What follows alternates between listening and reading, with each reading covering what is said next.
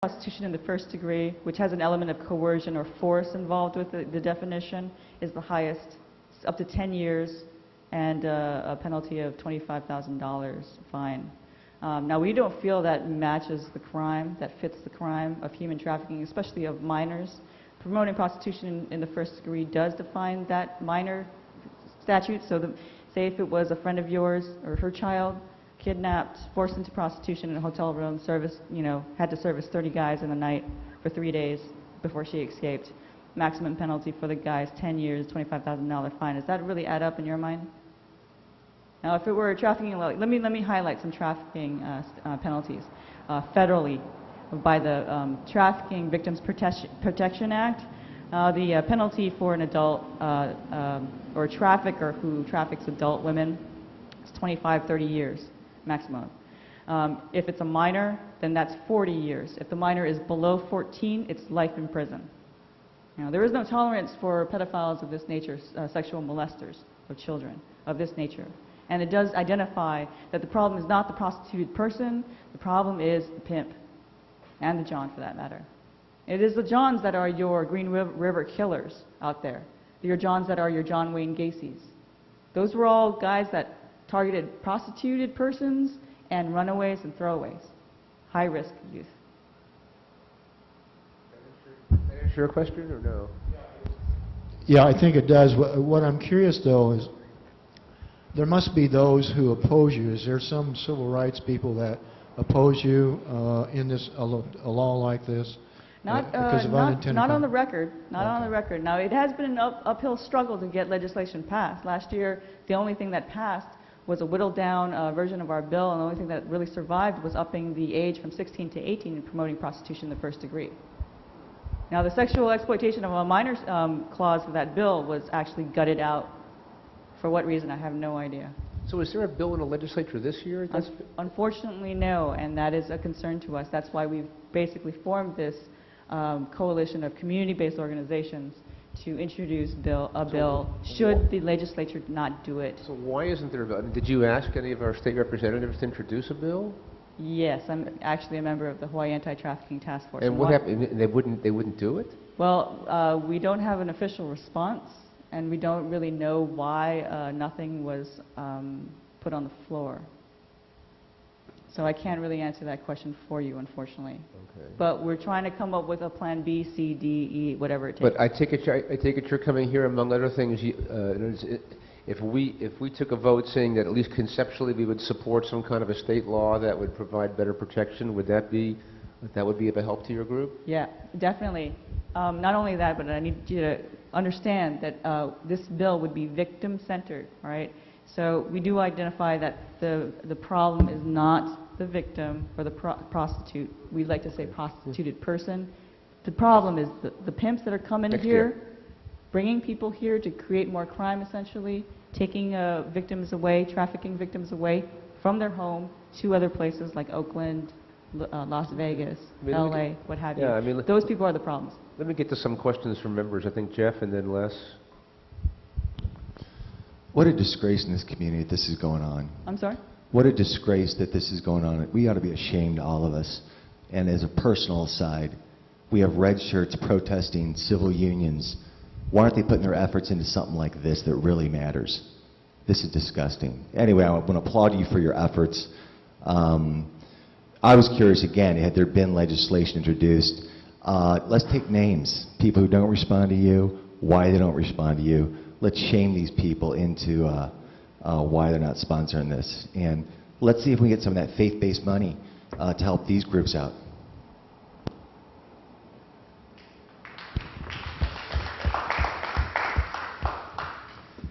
Years ago on the board, before a lot of people's time here on this board, I passed the resolution against prostitution here on the board. I got the votes here. One of my better hours and moments here on this board, being on it for 14 years. But what I want to tell you is there's not only male Johns, they're female Johns that bring Asian girls from Asian countries here. Yeah, they're mad with promises. So I just want to make sure that that's very clear so people don't get a feel for sort of a male bashing kind of a John stereotype. No. Because it's not. It's Asian women are bringing Asian girls from all over the place, from Thailand, Philippines, you name it. And they're bringing them here to the United States, West Coast, New York Right. City, and they find it an easy way to make money with the, Yeah. You don't have to be and a they're hard man- to identify, the female ones, because they're usually nice-looking Asian woman doesn't really throw up a red flag like a guy on the street. Yeah, you don't have to be a man to be a pimp. I just want to make it known that they can actually even hide in society, and you don't even know that this Asian woman is bringing some girls into the United States too. So I just want to make it Yeah. clear that you say that too, that the women and guys, to make it real Yeah. clear that we need to identify who they are, men and women, John. Yeah. Okay, Of Thank all you. races as well. Okay, I think the point, I think the point's been made. Okay, Robert, you had a question or comment? I just noticed that the police report doesn't make any reference to this offense, and I think maybe for the next meetings we should require them to start discussing the citations, because Oh, I think that's a good idea. as Jeff said, that we need to bring this out to the open. If it needs to embarrass somebody, we need to embarrass somebody. It needs to be brought out, and I think this may be one way to at least keep it on a monthly record that we know. No, I think Can I I think also, that's a fine idea. can I also mention one thing that you should also be aware of as far as the statutes for prostitution, is that if you request that we see more prostitute-related crimes on this report, you have to also know that the crime that both Johns and prostituted persons fall under is a petty misdemeanor. It's the same statute. So one of our suggestions in our legislation is to separate those two statutes, one focusing on Johns, one focusing on prostituted persons, with the intention to save that prostituted person, get her out of the industry, focus on the Johns, up that penalty from a petty misdemeanor, which is up to 30 days probation, or a $500 fine, which is not adequate. It's not an adequate penalty. It doesn't deter any Johns from committing that crime at all. That's embarrassing, because that's the same penalty for riding your bicycle on the sidewalk. A petty misdemeanor good is point. the exact same. That's a I mean, good that is point. very embarrassing. Have you guys touched base with the FBI? There's still Title 18 of the U.S. Code. You got the Mann Act, importation of a male or female for the purpose of Yes. prostitution. And here's You look up Calico or Cohio, those milk white toasted women. Some of them are guys in drag, but that's another subject. But they're coming from Pimpernel Street in Minneapolis, which is the hoa capital of the world, it seemed like. And here's And something- they truck them in here, and I think the feds could enforce that. Maybe Yeah, and the feds do a great job. have a FBI federal night. I brought that up 10 years ago when I first put my butt in the FBI is chair. great. Federal law enforcement is great. The only thing is that they need help. It takes about 2 years to investigate one case. Now, 3% of the cases they'll actually take. 3%. 3%. Out of that 3%, who knows how many they win. It takes 2 years, an average of 2 years, to investigate one case. During that time, these pimps still go on, their friends go on, pimping other girls out. All these abuses happen. More girls get recruited, forced into the industry. What happens to them? If local law enforcement can't pick up the slack, we're not being effective. Our law enforcement needs those tools to really address this crime, both federally and statewide. Have you got a friendly senator?